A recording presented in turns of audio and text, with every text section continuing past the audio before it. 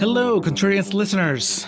Here we are, reaching you from the United States of Dystopia, formerly known as the United States of America, a land where masked men have been empowered by the government to harass, kidnap, and exile immigrants, regardless of their immigration status. A land where the people in power encourage hatred and cruelty toward minorities. A land where a normal person, a person with empathy, a person with basic human decency, can feel overwhelmed by all the bullshit the current administration keeps throwing at us. So that's why we're here. That's what we're doing with these special episodes. We're here to tell you, no, you're not crazy. It really is that bad. And also to tell you, you're not alone. We're here with you. And maybe, hopefully, make you feel a little better by talking about good movies that are relevant to this nightmare we're living through. So welcome to Fresh Immigrants, Rotten Fascists, a new Contrarian series. Today, we're going to be talking about Minari.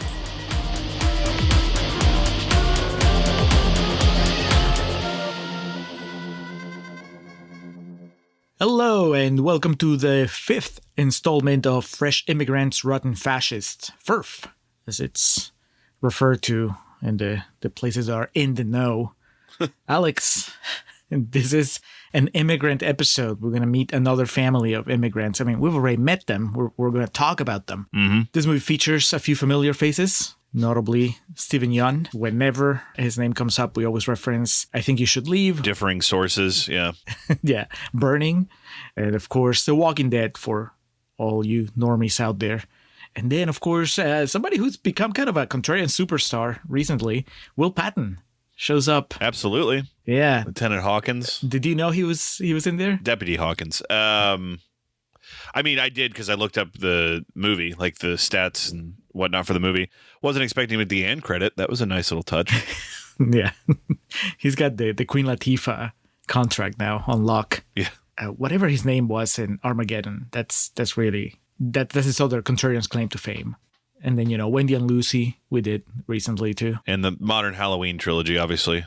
Yeah. I mean, I was trying to avoid that, but yes. Boo. He's there. He's one of the best things in the recent Halloween trilogy, right? We can agree on that, yeah. Yeah. That's a point of agreement for us.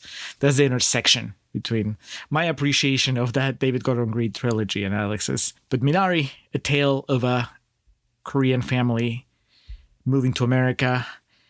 Well, we don't know when they moved to America, but when we catch up with them, it's the 80s. Ronald Reagan is leading the country, as referenced in a couple lines in the movie. And they are moving. They have arrived to Arkansas. Alex, did you know anything about this movie?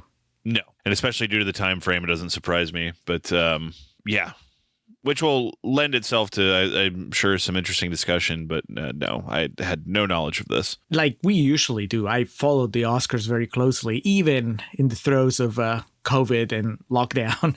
And so the main reason I knew about Minari was because it got a bunch of nominations for the Oscars, which led to me watching it. We'll talk about it at length, but that's the Oscar ceremony that was unlike any recent Oscar ceremony because they were kind of socially distancing. I want to say that's the ceremony where Glenn Close worked. Good Lord. You know how to do the butt. Quest, turn it up. Come on, let's see it. Let me see you do the butt. Let's see it.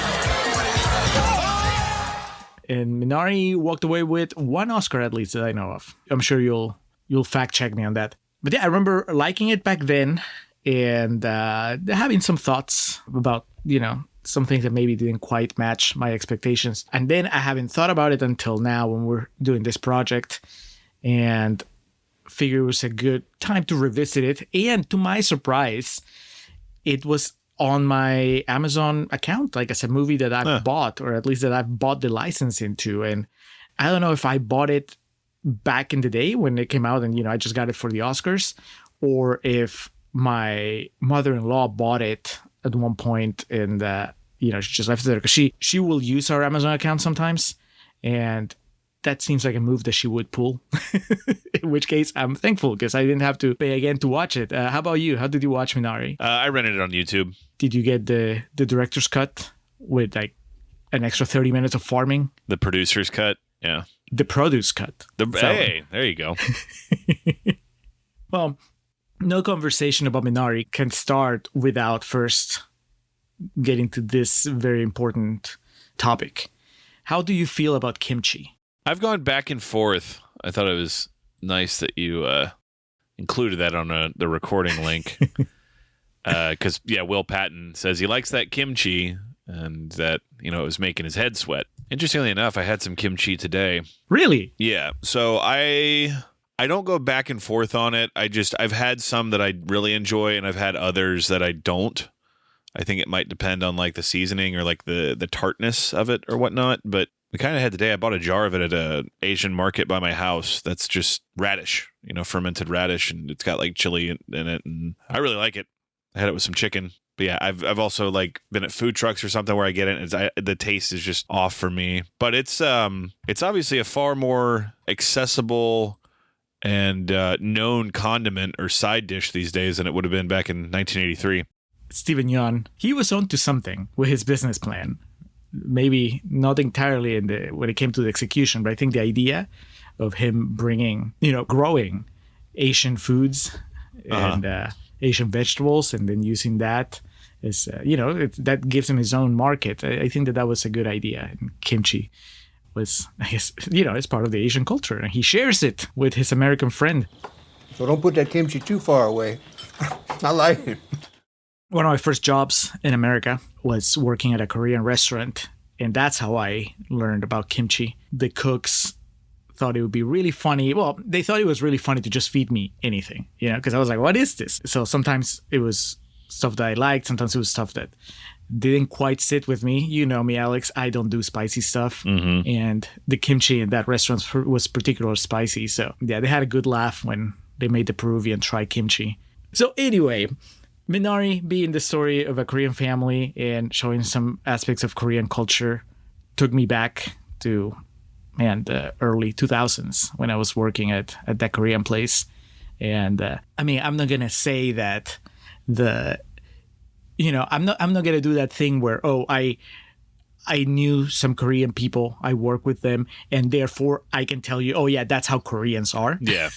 But seeing how Steven Yeun and his wife would get into it sometimes in this movie reminded me of sometimes the cooks and their wives getting into it in the kitchen. Interesting. Yeah. The only difference is that here they do half and half. They do like Korean and English. Back then, most of the kitchen staff at the restaurant I worked at, they spoke very, very little English. So it was mostly, if you went to the back to the kitchen, it was just a lot of Korean, and then they would point whenever they needed to get you to understand something, they would find a way. Mm-hmm. But yeah, very, very spirited discussions in the kitchen. And then, like I said, it took me back watching this movie. Anyway, Minari, super popular in the industry and also on the tomato meter. I don't know if you saw, Alex, 98% fresh. I'm just about to ask what it was, yeah.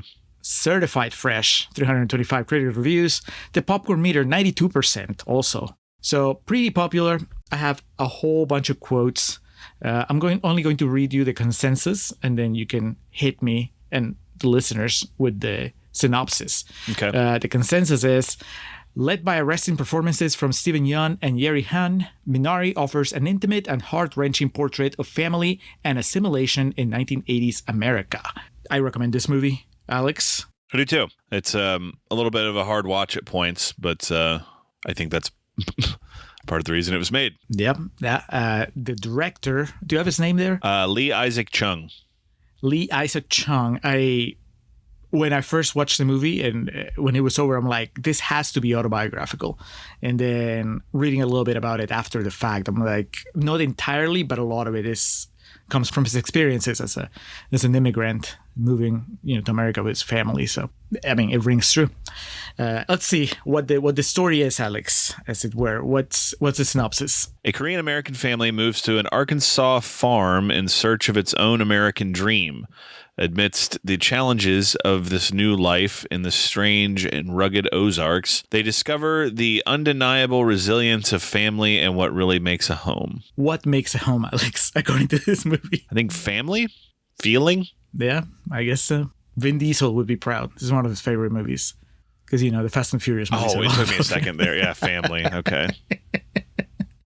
Something that I noticed when I was going through the quotes and just looking at the overall reception, and also kind of looking inside, like looking inwards for how I was taking the movie, was just this sort of praise that the movie yes, it's very much about the American dream, and it features immigrants pursuing that dream, but it also has a universality that makes it very accessible to an American and perhaps to anybody around the world, which was something that I had somewhat of a problem with in America.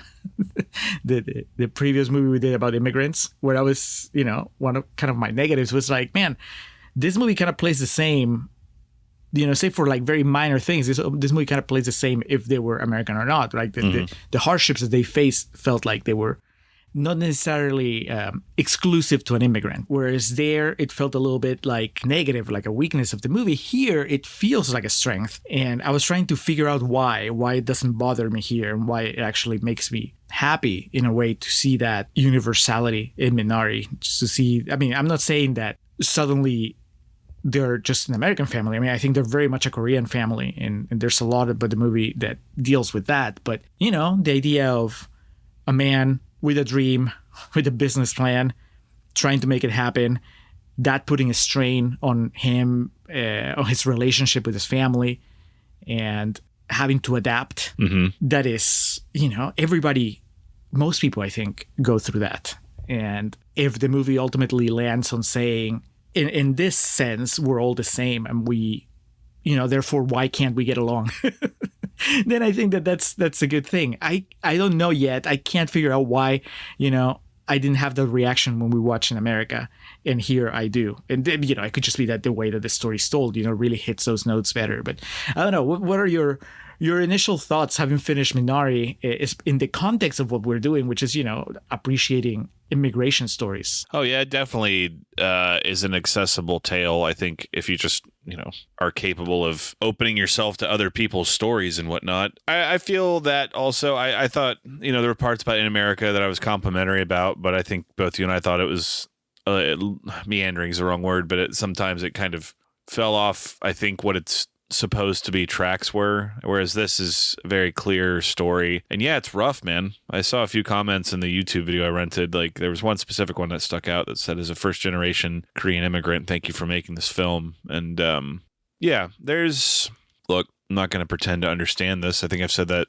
from every one of these we've done. You've actually had like the tale of immigration, but not like this, where you'd come over and, have to like start from the bottom up and make a life for you and your family here. And so that's not something, no matter where you come from, that I'm going to pretend to understand. But it seems like, the pride that our main character Jacob here exhibits is pretty intense. So yeah, it was I think uplifting in the end. Like I said, this isn't the easiest watch in some parts, but yeah, it's a pretty rattling tale, because they have nothing. Like, they have an abandoned mobile home on a plot of land that was deserted, and they just have to figure it out from there. Like, they don't even have running water. They have to figure that shit out. So if you just take a moment to like say, could I survive in that situation? I think your empathy should be quite vast. I don't know many people that work the land.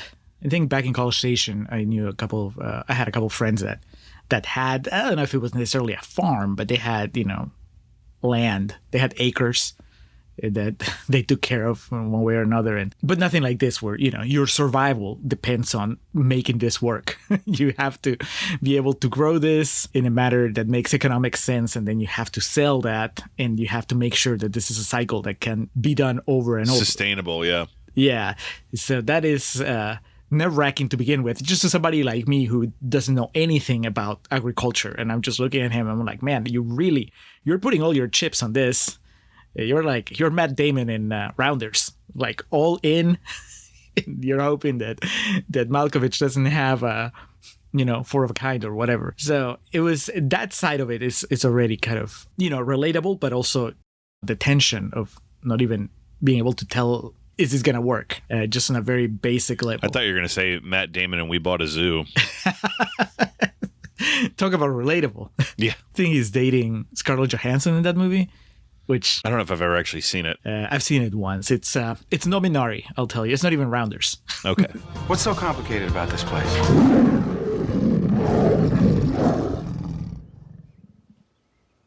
It's a zoo.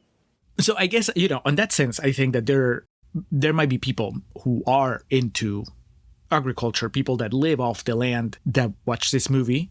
And they're born here in the United States, but then they still find something that resonates with their way of life. Right? Yeah, that's me. That's the chance I take every time that I decide that I'm going to plant this crop, and when I decide what I'm going to do with it, who I'm going to sell it to, and all that stuff. I think that is, there's that universality. But then there's what you're talking about, like when you talk about the pride. How do you take that? The Stephen Young character, Jacob, I mean, it works against him and for him, right? There's that pride of, I am Korean and I have my way of going about this. Mm-hmm. And that's going to lead me. That's going to make me, in a way, that's going to help me not give up. Yeah. But I think the movie also proves that is a little bit of his downfall, because in a way, in resisting the American ways and resisting taking advice from Americans, that he ends up making life a lot harder for himself and for his family. Mm-hmm. So did you get the feeling? How do you take this character? Well, let's start with Stephen Yeun, because I mean, I think that the entire family is pretty fascinating, but he's obviously the main character, and he goes through a lot here. Again, not being able to really relate to the motivations here, but yeah, it just seems like he's putting it all on his shoulders if he has to make this work, There's no shortcuts. He's got a plan, and he's going to stick to it and see if he can't, figure it out. I mean, there for a minute he does.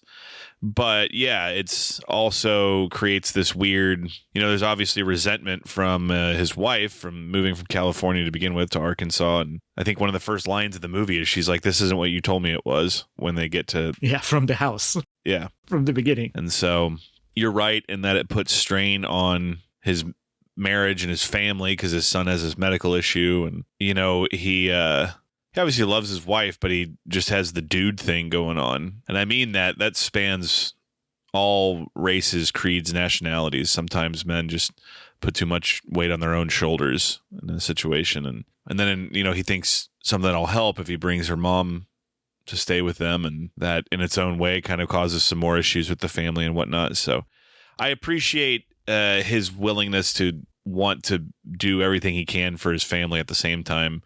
Seems like a lot of the discussions are pretty one-sided, which, again, it's a movie that's based in over 40 years ago and different culture and whatnot. So, yep. Again, it's not something I can necessarily directly relate to. Yeah, there was a part of me that was like, how much of his behavior has to do with the fact that, well, this is how it is. It's a different culture. Right. And, I can speak. I'm not Korean. And like I said, I have just a very brief glimpse into Korean culture from that year or so that I worked at that restaurant. But I am Peruvian. And I remember the sister of the girl I was dating when I moved here. I remember she kind of, I wish I could remember the exact comment, but I remember at one point she sort of warned my girlfriend about how I might be, because I am from South America, and the stereotype in a way is just that it's a very male-dominated society, or at least it was, 20 years ago. I haven't lived in Peru in a long time, so I really couldn't tell you, but I don't know. I remember what the context was, but it was just kind of her telling my girlfriend, watch out, because he might want to be controlling. And anybody who's known me, maybe even anybody who's listened to this show, could tell you that I am far from that. Yes. But to a stranger, you're like, oh, my sister's dating this guy from Peru. He might just be like the stereotype of the South American man. He's got to be very controlling and a little bit like Jacob is in this movie, where he is just it's kind of like his way or the highway. And, but he's doing it because he knows best, and he seems to control the discussions, for the most part.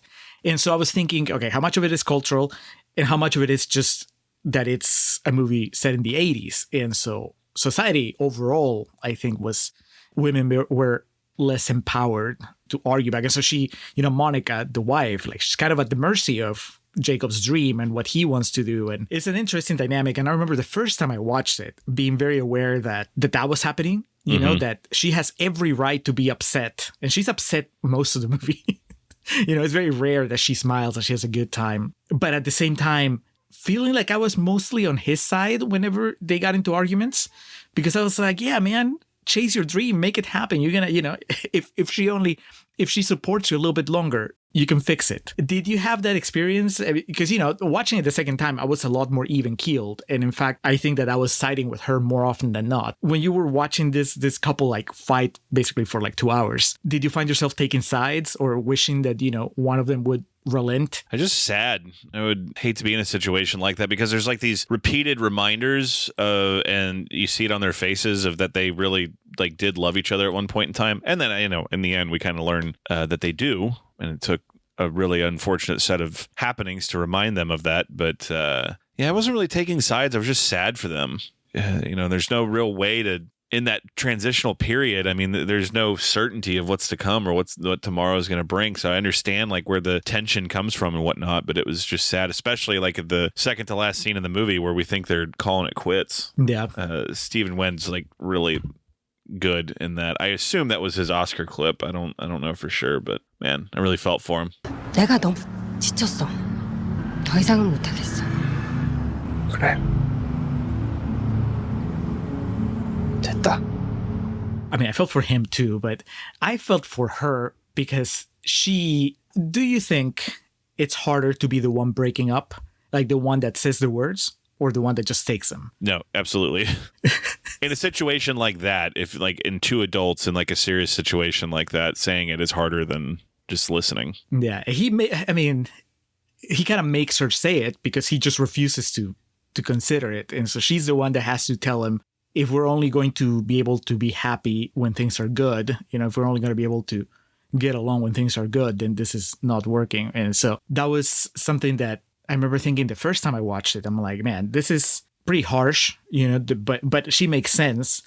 And what happens after that, I felt at the time, I remember feeling that it was giving them an easy way out. Mm-hmm. But watching it a second time, I'm like, well, no, because things get even worse and they stick together. So, that kind of proves that maybe they have what it takes. But I don't know. I mean, you tell me, Alex, do you think that they're still together like 5 years after this movie ends? I mean, perhaps they started a successful kimchi distribution company. I don't know. Like, that's actually what I was reading here. Minari, water celery, is the main ingredient in kimchi. Or it can be, I guess I should say. Typically the main ingredient in the making of kimchi alongside radish. There you go. Yeah, they'd be rolling in it now. But I don't know. And we don't know if the little boy is going to be okay. I mean, there's a lot of unanswered questions, but like the movie is like, it establishes the family's intent to rebuild. So they're going to try. At first I thought, because I've forgotten, I haven't watched this movie since it came out. So at least 5 years. I thought that the entire house had gone up in flames at the end. I did too. I was worried. Yeah. And then it's like, oh, no. It's just the barn. I mean, it's bad enough because he loses basically all his produce. But I'm like, okay, they're not completely starting from scratch. They still have like their home and their belongings. I think it's a 50-50. That we're obviously seeing them kind of at their worst in this movie. And maybe you could say that after this experience, that relationship is unbreakable because they're together. They've gone through all this. But at the same time, it's kind of like what she said, right? Like what happens 5-10 years down the line when they hit another big bump and things go bad, the business, starts not doing well. And is he going to have the presence of mind to put his family first instead of just keep going forward and refusing to give up, just for, that mixture of pride and sense of, I guess, responsibility. I mean, I thought it was very telling. And it's just a couple of things that he says, because he's talking about how he was the oldest in his family and therefore it was his responsibility to send money to his family. And so that's where a lot of their savings went. And obviously that translates to him feeling like he's the one that has to take care of the family here. And that's a real thing. And that is not exclusive to immigration, but I think immigration enhances it. And that idea that if you're leaving your family, you're leaving your country, you're obviously leaving it for a better station in life. And if 2, 3, 4, 5 years down the line, you feel like you failed to live up to that promise, that is a harsh thing to accept, and perhaps even harsher to let other people perceive, right? Like I've had very supportive family, and I remember still being kind of shaken when I heard once that my grandma, who was a great grandma and I love her, but she was like born in, decades ago. She's no longer with us. But my mom told me once that my grandma was just pretty upset that basically I had come to the States to like wait tables. And I never got to have a conversation with her where I was like, well, but that's step one. And then, you just keep moving. Mm-hmm. And that was, by then when she was telling me this, my grandma had already passed. But that is something that I think, most immigrants have to deal with. You come in and you made yourself a promise. And in a way, you've made a promise to the people that you've left behind. And well, your odds are about as good as anybody else in America. So it's a good chance that you're not going to really the question of like, what did you leave? You could have just stayed here and perhaps done more or being happier, made your family happier. And it just felt so real when Monica's mother finally comes to visit them, and she's embarrassed of where they live, and she's embarrassed of where they are in life. And I was like, that's rough. That puts stress on the family, on the relationships. But like I said, I don't think that's exclusive to somebody that comes from a different country. I mean, even moving states, right? Like if you leave Texas to go to Washington and you leave all your friends and family behind in Texas, and then it turns out that you just completely strike out in Washington, that is rough. That's a very specific kind of failure. So I think that this movie is just, that envelops it. That's like all throughout the story, and it really guides the idea that you have to make it work. Yeah. That's, you understand Jacob's obsession with not failing. It's like, I'm gonna make this farm work, and I don't want to go back to California to have a comfortable life, but it just means I'm going to be sexing chickens for the rest of my life. Which, by the way, I didn't know that was something, that was an occupation, and I definitely didn't know it was called sexing chickens. Did you? No, and I had to look that up, and I thought they were just using some slang or something, but nope. That's how they calls them like they sees them. I did see that they no longer burn, incinerate the male chicks, which when they explained that in the movie, I'm like, that is wasteful and cruel. Yes, very. Yeah, apparently now they have technology. I guess all chicken sexers are out of job because now they have the technology to where they can tell what sex the chicken is when they're still in the egg. And so if they see it's going to be a male chicken, then that egg doesn't get incubated or whatever. They just basically, it can be an egg that you eventually buy at HEB or whatever.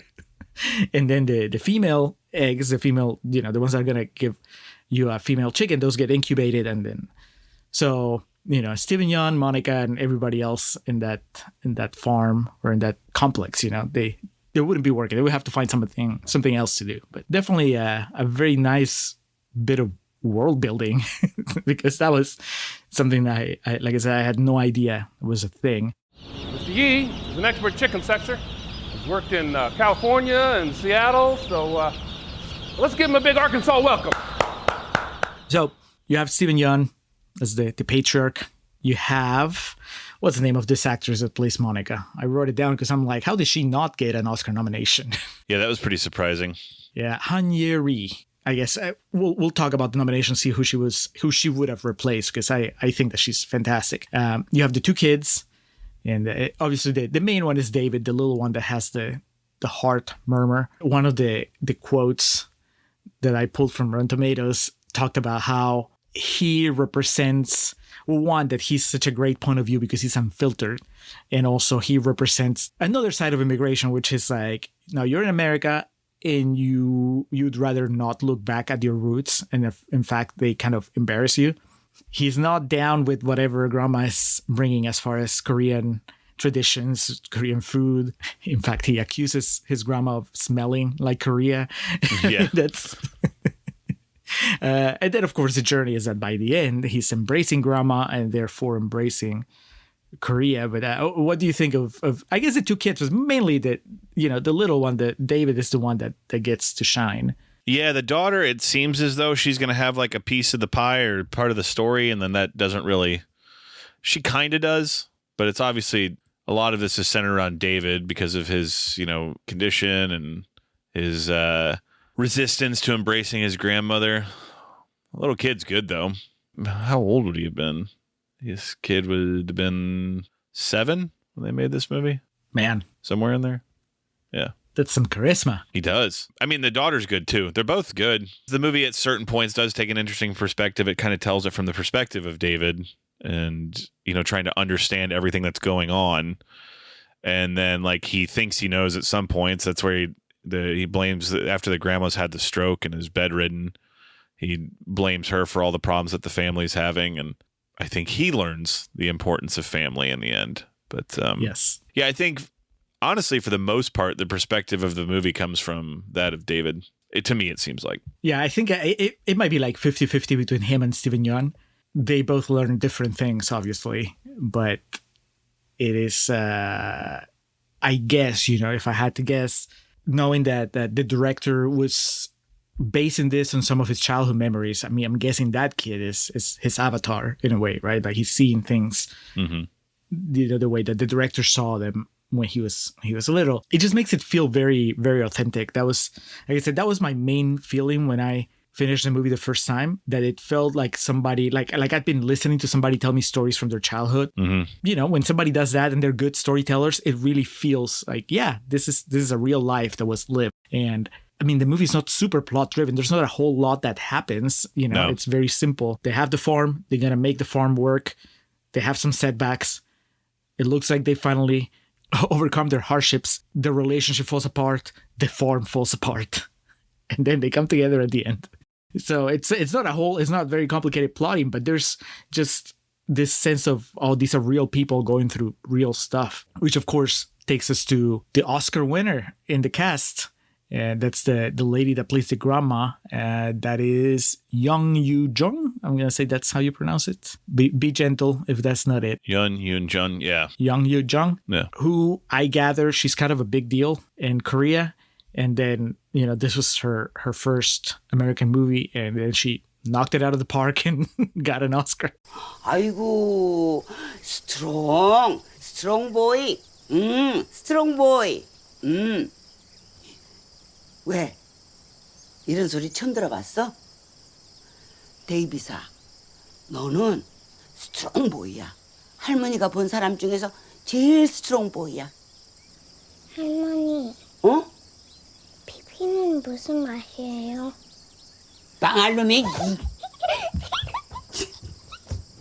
What do you think of the grandma? Did it make you miss your grandma? Because, I just finished talking about mine.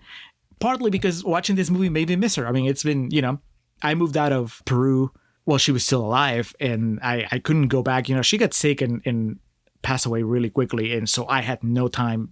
It was impossible for me to go back. So the last memories I have of her are very, she was very alive. We had a very good relationship, and so watching this grandma here come in and kind of steal the show and inject a lot of humor into this family. It's going through a hard time. I mean, that it made me miss her. I mean, not in a bad way. I mean, in a good way. As in like, oh yeah, that's right. I had somebody like that in my life.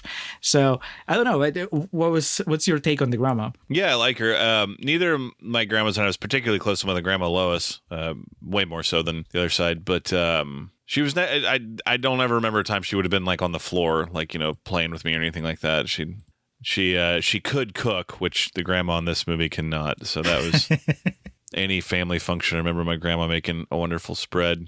Yeah, I don't know if I saw too much of myself in this situation, but the performance is excellent. And also Sun Ja, I think is her name. She is a professional wrestling fan, is depicted in this movie. So we got that common.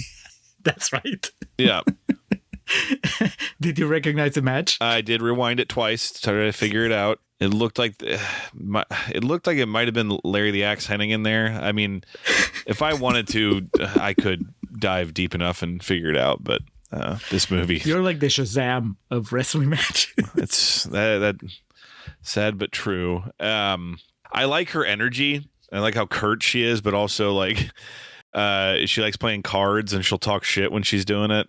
There is, and again, this is only going off of things I've read and learned in my life, of the dynamics of Asian families and whatnot. And it paints an interesting portrait of when she gets to the house and her daughter's like overcome with emotion to see her. And she's like, why are you crying? And she's pretty serious in the way she approaches it. And it's kind of, more interested in just everything else that's going on. It definitely is world building for the sake of this movie. But I really enjoyed the performance. The part I mentioned that it's not necessarily all of this is not easy to watch or not fun to watch is, she has a stroke and like the fallout of that is like obviously very uncomfortable. Yeah. I mean, for me personally, just because I was enjoying her character so much, she has this like real moment of bonding with David and then she has her stroke overnight. It's really rough. Yeah, it's brutal because one, it happens. I mean, it's always going to be sad whenever you see it happen, but it happens right after that moment. It happens just as the kid that has been reluctant to get close to her, they're finally getting close. And now this happens and she's kind of just mobilized, and now he's afraid of her in a way. And like you said, there's that scene where he blames her for everything going bad, and it doesn't get better. That's, you were telling me, I think right before we started recording, that this was kind of a sad watch. And that is probably the one element that is just undeniably sad, because there's no fixing it. I guess you could say maybe down the line she goes through rehabilitation maybe, but she has a stroke and we don't really get this sense, at least I didn't, that she's ever going to fully recover. And the closest she gets to a win at the end is that the little kid embraces her and tells her not to go. But she not only has a stroke, but then in the process of trying to still be useful, she's the one that causes the fire that ruins the farm. So that's just heartbreaking. I didn't feel bad for Steven Yeun. I feel bad for her, because it's like, how do you recover from that? Yeah, she starts panicking, and it's too bad. Yeah, it's just very, very sad. And I guess, what makes it better is that David runs after her and hugs her, and the whole thing is he couldn't run because of his heart, but the doctor said he's getting better, and that kind of proves it. So it's kind of bittersweet. But yeah, it was, I had forgotten that she had won the Oscar. I thought I remember she'd been nominated, and then imagine my surprise when I'm going through IMDb after the movie's over, and I'm like, oh, that's right, she won. That is just so cool that she got that win. I like the performance a lot. I think that it's just so, both her and Will Patton, who will move on to momentarily, I think that they are just so different from Steven Yeun and from Jacob and Monica, that they do something very special in the movie. Whenever they show up, they just add a new dimension. So she's fantastic, and I really like what she does, because she also brings, she brings another element. She's coming from the home country. She's coming from Korea, so she has, she brings what is it that she brings? Is it chili powder? She brings chili powder and anchovies, I think. Yes. That definitely reminded me of my grandma. She would bring with her or send in the mail like these huge boxes of perishables and stuff. So that I had a memory of her, that took me back, I guess you'd say. Yeah, there's this Peruvian snack that is like I don't know if I've ever shown you, but it's so it's corn, but it's not popcorn. It's just more like man, I don't even know how you make it, but it's but they call it canchita. Usually you put it like with ceviche, and but they also sell it like snack, and there's spicy kind and there's a regular kind, and I like it. Kelly loves it, and so whenever we go, we always bring some, and then whenever my mom comes, Kelly asks her to please bring some. The last time she brought like 10 packets, like 10 boxes, which nice. I was like, that's excessive, but it's at the same time I get it, So yeah, just the idea of bringing you the things that you can't really get here with ease, get it in your new country. There's, I miss Peruvian food, and there's a couple of Peruvian restaurants here, but there is, it's never like what we have back home. And so that's, I can relate. And even, again, it doesn't have to be across countries, because I think that maybe if you moved away from Texas and you moved to, like, let's say Alaska, Alex, like, is there something that you'd be like, please bring me, I don't know, barbecue sauce or... Dude, like, just if we're talking about food specifically, just seafood. I'm a big seafood person, and like, just we live in Central Texas. It's not the same as if I go to a coast and I'm immediately like, all right, I need shrimp and oysters immediately. Yeah. But yeah, that's fair. Also, give me some beaver nuggets. You got to smuggle them up to Alaska. Oh, there you go. Yeah, there's no Buc-ee's yet. Texas yet. Yeah. This is old money. It's Korean War money. Yes, sir. I was there. It's a hard time. I'm sure you know. So, Will Patton, Alex. And Will Patton. Yeah, and Will Patton. Did you recognize him as soon as he showed up, or do you have to do a double take? I heard his voice. You hear him talking first. I'm like, Will. He's a little more disheveled than usual in this movie, at least when we first meet him. Eventually, he kind of cleans up so he can go have dinner with the family. But he shows up. He has the big glasses. His hair's all over the place. He's pretty sweaty, and he's a bit eccentric. Yes, is that? I was surprised that it didn't get on my nerves. I guess because the movie's so gentle overall that at first it's kind of a shock to see somebody that's so broad. Mm-hmm. But maybe it's just because the movie eventually gives him a lot of humanity, and he has a lot going on. Those shots where he's just carrying the cross, I mean, those are unique. It's kind of like a big thing, but yeah, it's unique, but it also tells you a lot about who he is. So No, talk to me about Will Patton in this movie. I don't remember his name. Paul? Paul, yes, Paul. He's very religious. Yeah. Believes in the power of God, which more power to him. Also, obviously knows a lot of shit about using or planting things in Arkansas soil because he immediately calls out Jacob, Stephen Wynn. He's like, what are you doing that for? That's different here. So you got to space them out further apart. I can't understand some of Stephen Yeun's, his patience grows kind of thin with him at certain points because of the over positivity and reliance on the blessings of everything. But, you know, he speaks more to Monica. He's able to, you know, have a bit more of a relationship spiritually with her, which of course Jacob disapproves of immediately. But we're talking about the man, the myth, the legend, Will Patton. So it's for that guy actor, the way he is, and the majority of his career has been, and ain't a goddamn thing wrong with that. This is like, it's really weird that this movie successfully pulls this off because it seems almost like this. Oh, what am I? I'm trying to figure out the proper way to verbalize this.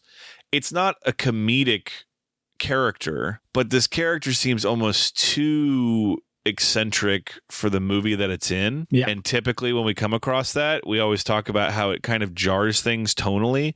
And it never really happened here because you have the moments of like, he carries his cross on, he literally bears his cross on Sundays. And Jacob's like, what are you doing? He's like, do you want to ride? He's like, no. And then he's just like, okay. Kind of looks at him with this guy's crazy. Paul, what are you doing? It's Sunday. It's my church. Okay. Do you need a ride? No, I gotta finish it. I'll see you Monday.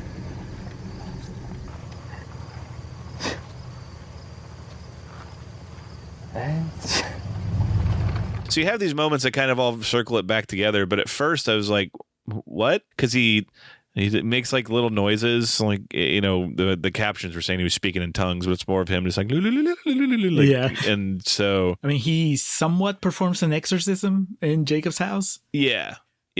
I was somewhat when that character got introduced, I'm like, okay, is he going to be around like for the whole movie? How's this going to work out? But it did. It pulled it off, which is a big compliment because this movie's super serious, and in the wrong hands, that character could have easily gotten out of control. Yeah, it's surprising because he is, and I had the same thought, Alex. I was like, oh, okay, he showed up for just this one scene where he offers his help, and Jacob's like, no, I'm good. And I thought that was it. And I'm like, all right. So it was just like a dash of color in this one scene. But then the next time we see him, like he's there, he's helping him with the farm. I'm like, oh no, he's back. How is this going to work out? And I think that it just, he just hits the right note. I think they give him every time that he might be going a little too big, or you think he might go too big, they do something that humanizes him, makes him feel real. And I think just the tension, right? Because I'm always afraid of, is Jacob going to blow up at him?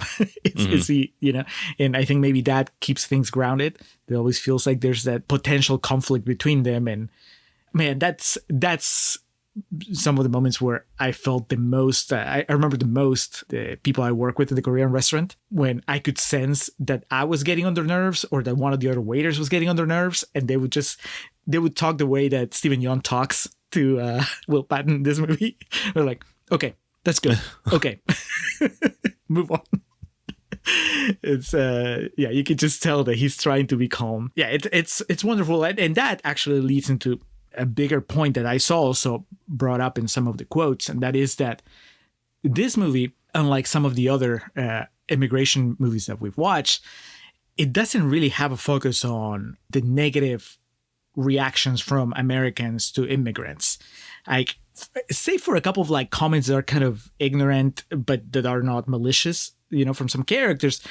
This is just a community that welcomes the Korean family, and obviously, Will Patton is the biggest example of that. But, they go to church, and the people there, they seem pretty well-intentioned, even when they do some of the things that we've called out in some of the other movies, right? Like, the little girl that comes up to Jacob and Monica's daughter and starts, like, speaking gibberish, and he's like, stop me whenever I say something in your language. I mean, that is the kind of thing that, well, you can get away with it when you're a kid, but at the same time, it was like, and I guess it was the 80s, but it was, that's, you don't do that. But it's not malicious. And so I don't know. Did you feel that it was a refreshing change of pace, seeing that the movie didn't worry about, oh, well, on top of everything that's happening, there's going to be racism? Or did you feel that it was a little too fairy tale in that sense? I was like, how is it that nobody, gives them shit about the fact that they're not American? I don't know. I mean, if that's what they're doing, then they're living the actual values of a Christian life. That could very well be the experience of the director. This is autobiographical, and to say racism isn't everywhere is true. It's important to be aware of how rampant it is, especially now, and how much it's always been. And there's certainly not to say there weren't places in Arkansas where folks would have reacted differently. But I kind of found that part of it refreshing because it was so short and it didn't really commandeer any real segment of the story. But it was a small church, and it was people welcoming and embodying what a real Christian lifestyle is supposed to be. So I kind of appreciated that. Yeah, me too. I think that's the point of it, right? You could have had a subplot about having a racist neighbor. And there were a couple times where I thought the movie was going to go there, right? When David has stayed over at his friend's house, and then we meet the dad. And I was like, okay, is this where we're going to get the racist subplot? Is the dad going to turn out to be a racist? But instead, he just talks about the previous owner of that farm and kind of just says some generic stuff about well, you tell your dad that, he needs to work it, and good luck and whatever. And so I didn't need the racist subplot. And I think that you need both types of immigration movies. There's the immigrations that show you the hardships that have to do with not being accepted by the community. And then you have a movie like Minari, which is there's also the hardships that you have when you're being accepted by the community. And in a way, the hardship comes from you, from having to learn to embrace a community. I mean, that I think it was a consensus in Rotten Tomatoes. I mentioned assimilation, right? And I think that for a lot of immigrants, the concept of assimilation carries a negative connotations, maybe, right? You don't want to lose your identity. You don't want to stop being Korean because you moved to America. And that's very much what Jacob's trying to do in a way here. But that's also making life harder for yourself in a way. Evolution and being part of a community means that you do both. I mean, you don't have to stop being Korean, but you also have to be American in a way. So it's not that the community is working against him, but in a way he is, Jacob is working against himself. And in Monica too, in a way, I mean, I thought it was funny that he, at least at the beginning, he seems to think like he's above the people, right? Like the guy with the stick that finds water. Jacob just kind of rolls his eyes. Yeah. He's like, I'm going to do it the way that I do it. Whereas Monica seems to think that she's above the place, right? Because at some point she calls it this hillbilly farm, or, surrounded by hillbillies or something, sounding very, very like she's from the city, which, I guess she is. But then by the end of the movie, I think maybe, they've come to terms with that, with the fact that that's not how it works. You moved here and you have to, it's a give and take. On both sides. When you don't, I think that's when you run into problems. That's when the community starts rejecting you. I think that you have to welcome the people that come to your community, and the people that come to your community have to welcome you. And, there has to be an exchange of ideas, and neither side should demand the other one change. But at the same time, it all works better if you change a little bit, if you adapt yourself. And hence Jacob using the magic stick that finds water at the end. Does that mean that he finally capitulates? He's like, okay, maybe this dude from Arkansas knows what he's doing, because when I try to do the well, it didn't work out. I read it that way. I mean, I don't know that there's any other way of reading it. Yeah, no, that's exactly what I took from it. It worked for Jacob once before, so he's going to try it again. But yeah, that's the first victory in the movie, when they find the water from digging that hole. Yeah. And he thinks he's outsmarted the system. Which is what the dude trying to sell him the wells tells him, is, guy here before you thought he could do it on his own too. It takes a village. It takes an Arkansas village.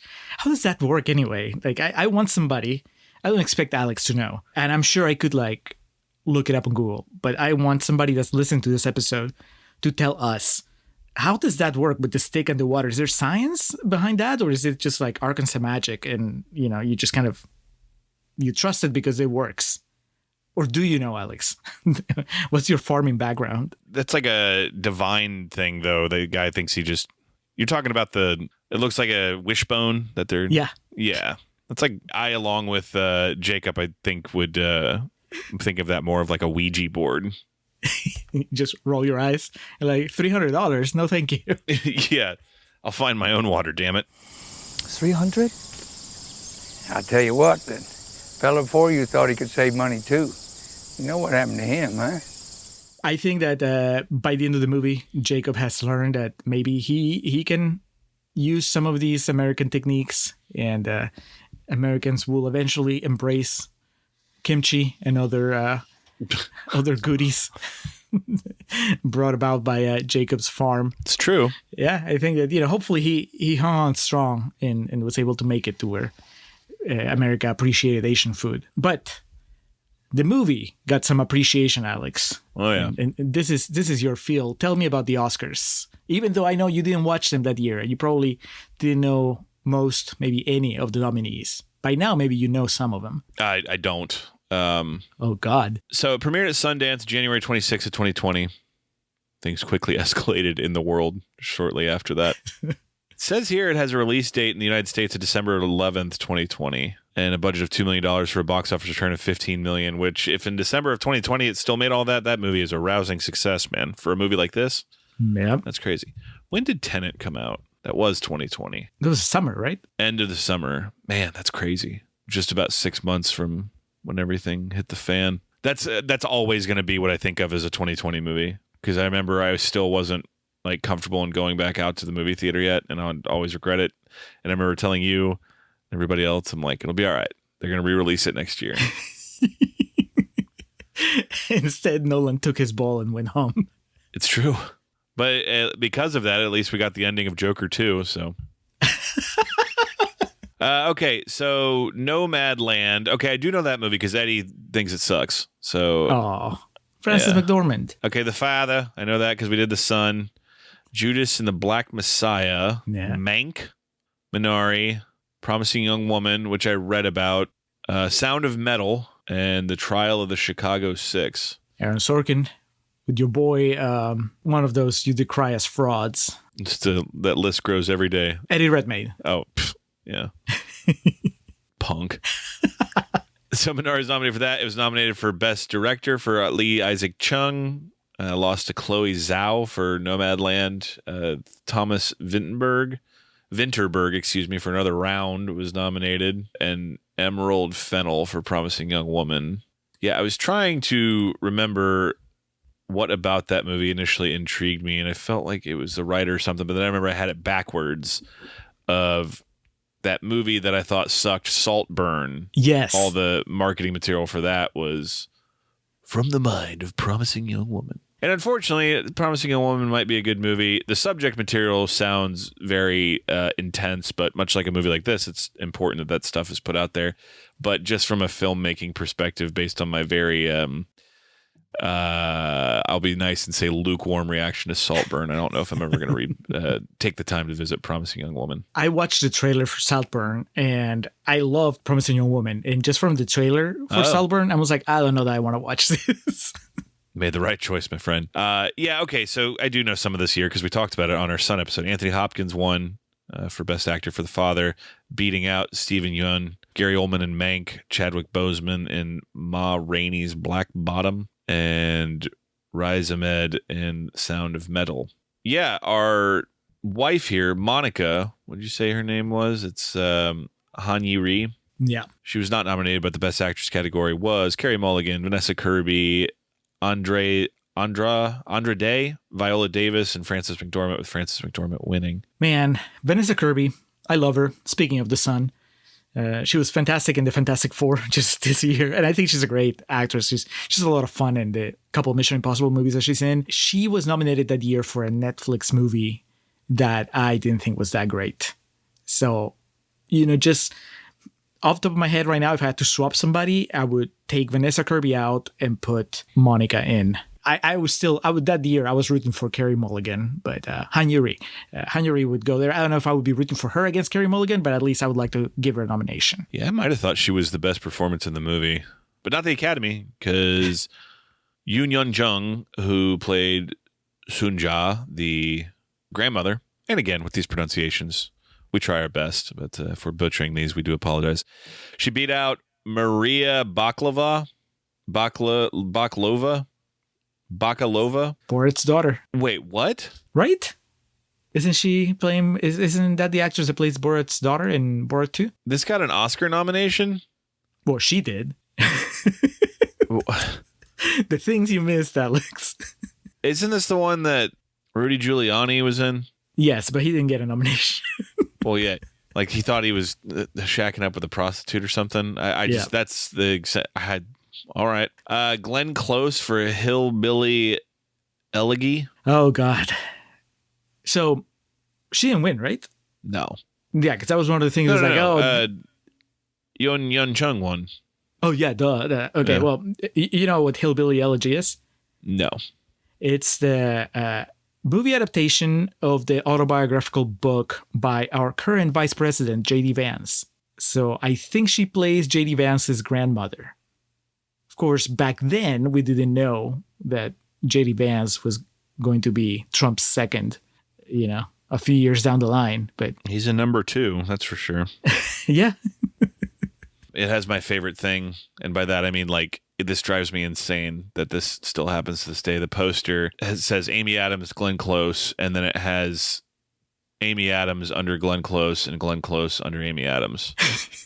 Get it together. I have a Blues Warmest Color poster that I really like, but it drives me insane because the names are under the differing characters.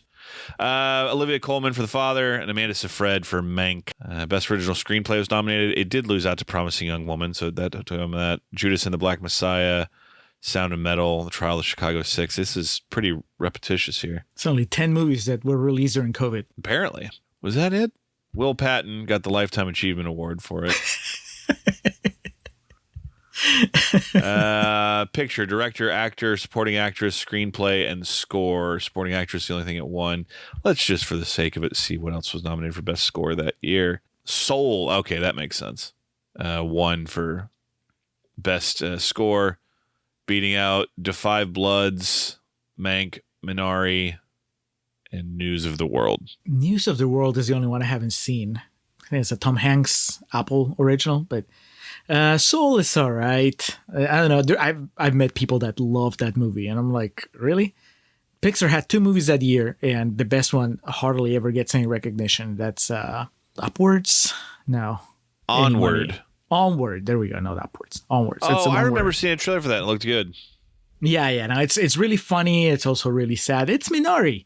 It's about the 2 brothers that have 24 hours to complete a spell that's going to bring their father back from the dead. Oof. But only for 24 hours. March 6th of 2020. Oh yeah, it was not good as far as theatrical.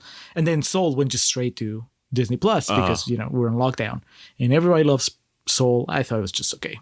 But anyway, at least it got 1 Oscar, Alex, and I got a whole bunch of nominations. Steven Yeun went on to continue to grow his Hollywood profile, and the director went on to direct Twisters last year, I think, the sequel to Twister.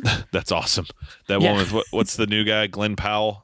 Yeah, Glenn Powell. And if you feel it, I said if you feel it, stay safe. From Minari to Twisters, who'd have thought?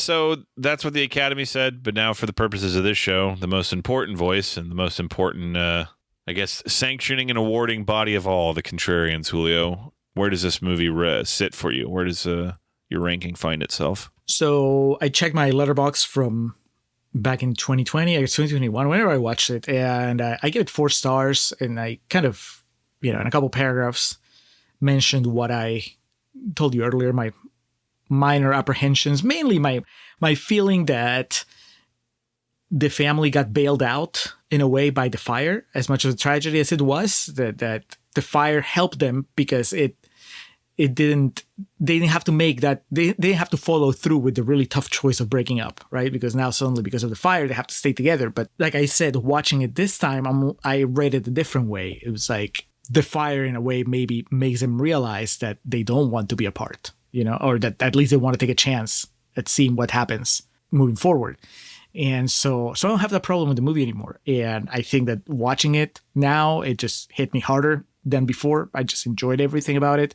I think the performances are pitch perfect. I don't have anything bad to say about this movie. So it's 5 stars. How about you? Yeah, I think like a B plus. It's really good. I can't for a certainty say I'm ever going to revisit this. I did enjoy it though, and this project we're doing, it's one of these movies I never would have come across otherwise, so I'm glad we did. So I've seen it, now I have it for citing and reference. Yeah, I don't know if I have any real complaints about it. I'm sure if I was pressed on it, I would say you could have tightened up by 10 minutes or so, but it's not even that obvious. Could have replaced Will Patton with Tim Robbins. Well, we don't need to replace Will Patton with anybody. But yeah, I enjoyed this. I didn't know where it was going to go from one scene to the next. There was some, nerves and dread I had around some of the situations in this. So it's a movie I emotionally engaged with, and yeah, really good. And I could certainly see if I had more, firsthand or similar life experiences, how a movie like this could really speak to me. So glad it got made, and glad it had the success that it did. Yep, and even Rotten Tomatoes agreed with you, Alex. As we said, they had some super fresh scores. And like I said, I pulled a whole bunch of quotes. The one I want to read is from Ty Burr from Boston Globe. And he says, Minari is as American as apple pie and kimchi, which is to say, it's what America is all about. Hell yeah. I think, yeah, in the context of this project of FIRF, I like that quote. I think that it's something that maybe we haven't really touched on in the other couple movies that we made about immigrants so far. And this one, it definitely has that feeling of, when we're talking about the communities embracing it, it's like, that is what America is about. Correct. The immigration and people coming from all over and not fighting about our differences, but embracing them and learning how to make each other richer because of them. So if you can take that from Minari, then, that's great. And I would recommend anybody watch it and share it. So that's it for this episode of Fresh Immigrants, Rotten Fascists. Mm-hmm. You thought this was sad, Alex? Brace yourself for the next episode, because we're going to the dark side, and we're going to do something that's almost like a cliche at this point, because people quote 1984 a lot in these tumultuous times in America, but it's also necessary.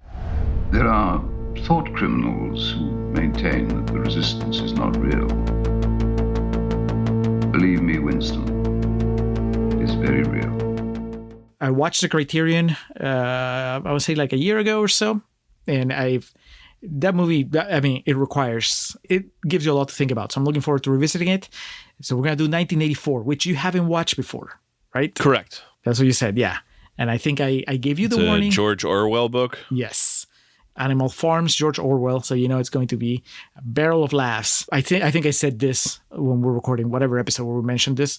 When we mentioned 1984, I recommend you bookend it with lighter fare. Because if Minari made you sad, 1984 is going to rattle you even more. So just get No Hard Feelings or Empire Records. Yeah, some light watching to follow it up. But 1984, that's next. Thank you as always to Zoe and Corey for their work in social media and the behind the scenes stuff. Thank you to Jordan Cooper for the awesome intro and outro. You can check out his work at jordancooper.com. You can check out his band, Troubles Afoot, on Bandcamp. And we'll be back soon. Thank you for listening. We'll talk to you again later. Take care, y'all.